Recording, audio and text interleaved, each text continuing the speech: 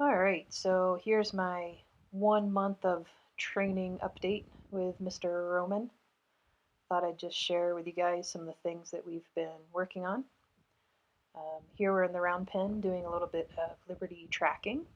And in tracking, basically, I'm walking backwards with the horse in front of me. I like to do nice kind of wide arcs like this.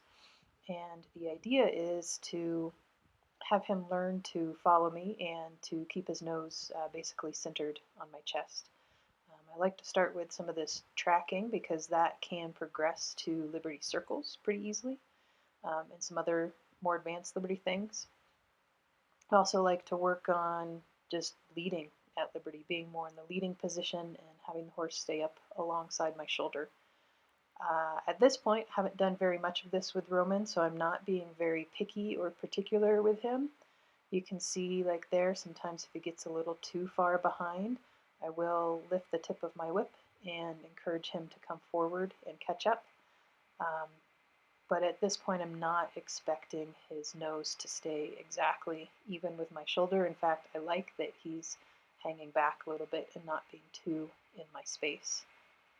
I also like to play around in the beginning with just a little body control at Liberty, making sure that I can yield my horse's hindquarters, and then like I'm doing here, making sure that I can yield my horse's front end out of my way, not just to establish some respect and spatial awareness, but also just to be able to communicate with their body parts.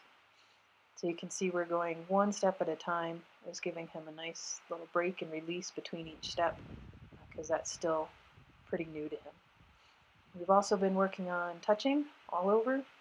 You can see here in a second when I touch his nose and then take my hand away kind of quick, he has a little reaction where he gets kind of worried and brings his head away and the ears go back. I have not had any more charging or lunging to bite, but occasionally when he gets surprised or worried like that, um, his tension expresses itself in sometimes a ears back posture, but lately it's been ears back and moving away. So you can see here he's not exactly relaxed or completely relaxed. Um, and when I go to pick up his tail, there's definitely some tension there, but he feels okay and he's holding it together, so that's pretty nice. I also just want to note that I wouldn't do this with a horse at Liberty if I wasn't convinced that they knew how to yield their hindquarters away from me, if they got worried about me touching their hindquarters or picking up their tail. A little bit of beginning to pick up his legs there. I like to do a forward knee lift. Keeps me in a safer position. I don't have to put my head all the way down to the ground to like grab his fetlock, his pastern, to pick his foot up. Here's what he's been like to catch in the round pen. I want to make sure that I'm not just catching him at the gate, that he will draw to me away from the gate and he's not just drawn to the geography of the gate and staying there for me to catch him. He's a little more relaxed in the round pen than he is when I go to catch him in his pen where he lives. But that's getting better as well. It's just typically when I first go to enter his pen where he lives, he gets a little bit nervous about that first entrance, I guess, or that first approach. But here in the round pen, I was already with him. He's pretty relaxed. He was already hooked on and connected. So asking him to lower his head and also bring his head towards me a little bit, kind of wrap his neck around me. When I halter, I really like my horses to not just tolerate the haltering, but almost self-halter. This isn't quite self-halter, but I like my horses to drop their nose into the halter and bring their head and their nose towards me, instead of me having to go towards them and reach up really high to put the halter on. So especially in the beginning, like here with Roman, there's a lot of emphasis on head down and bring your nose towards me. So now we're in the arena doing a little bit of Marc work.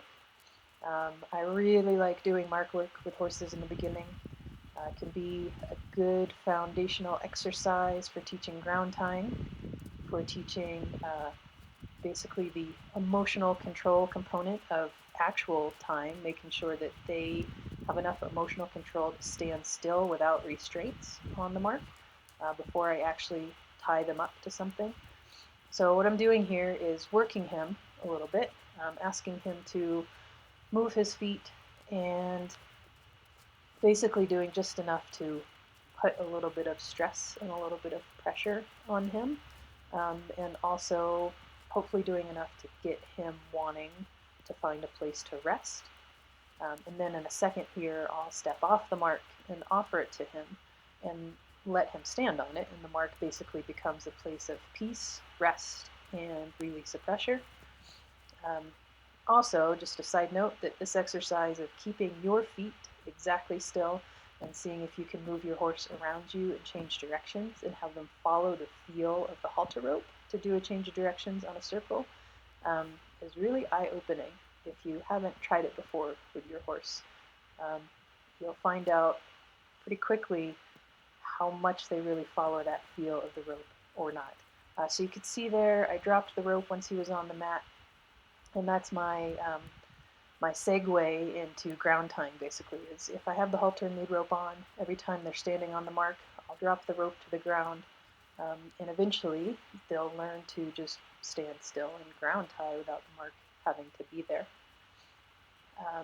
A second ago, when I was ready for him to come off the mark, I asked him to back up and I gave him a release word. I said, okay, as I asked him to back up.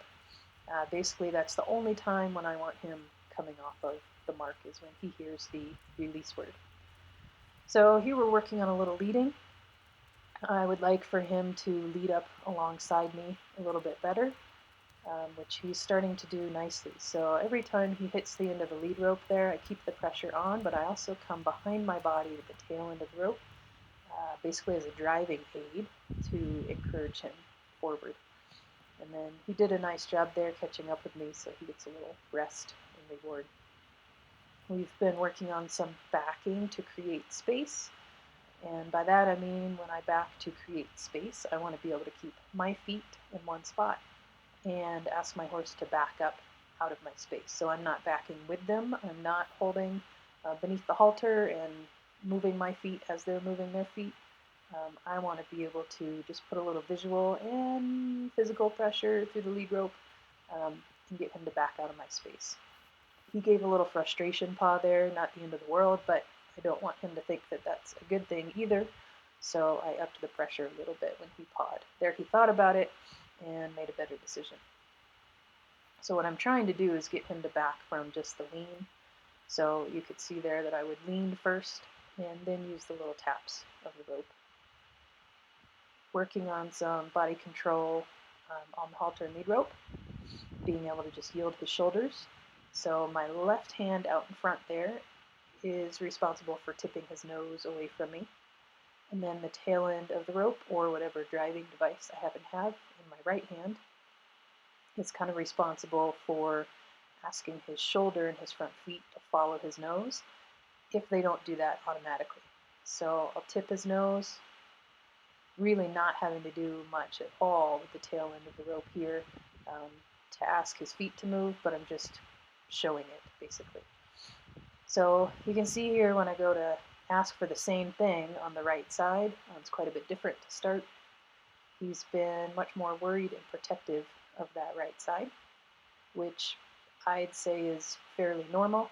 I'd say 90% of all horses that I've ever met, including the Mustangs that have no formal training before me, prefer me on the left side in the beginning. And I have to work to build up their confidence and comfort with me on the right side.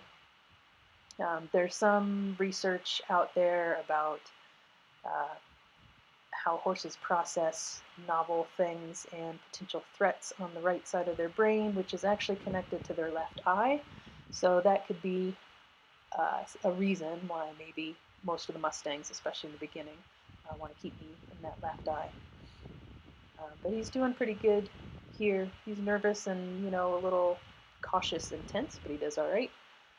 He misreads my cue there. I wanted to pick my hand up with the rope in it just to pet him, and he thought that that meant go forward, but he's learning to handle it without really reacting.